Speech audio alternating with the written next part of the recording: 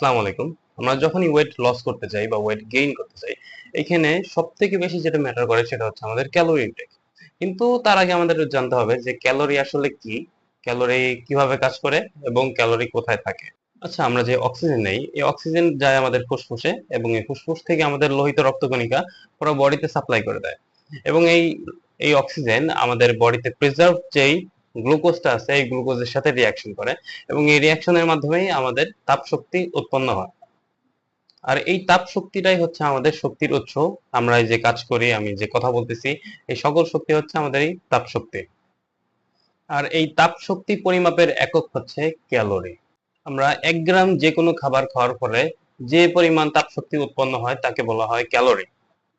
এবং 1 গ্রাম পানির তাপমাত্রা 1 ডিগ্রি সেলসিয়াস বাড়ানোর জন্য যে পরিমাণ তাপশক্তির প্রয়োজন হয় তাকে বলা হয় এক ক্যালোরি। আচ্ছা, এখন আমরা আসি ওয়েট বাড়ানো বা কমানো। আপনি যদি ওয়েট কমাইতে চান তাহলে আপনি যে পরিমাণের ক্যালোরি সারাদিনে নিবেন তার থেকে আপনার খরচ করতে হবে বেশি। আর যদি আপনি ওয়েট বাড়াইতে চান তাহলে আপনি যে পরিমাণের খরচ করবেন তার থেকে আপনার খাইতে হবে বেশি।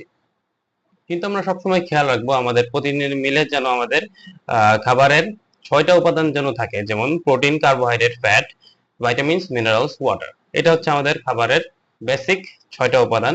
এই 6টা উপাদান যদি আমাদের খাবারে থাকে তাহলে সেটা সুষম খাদ্য হিসেবে গণ্য করা যাবে এবং এই সুষম খাবার খেলেই আমাদের বডির গ্রোথ ঠিকমতো ভালো হবে। আচ্ছা গাইজ, আজকে এই পর্যন্তই। আল্লাহ হাফেজ।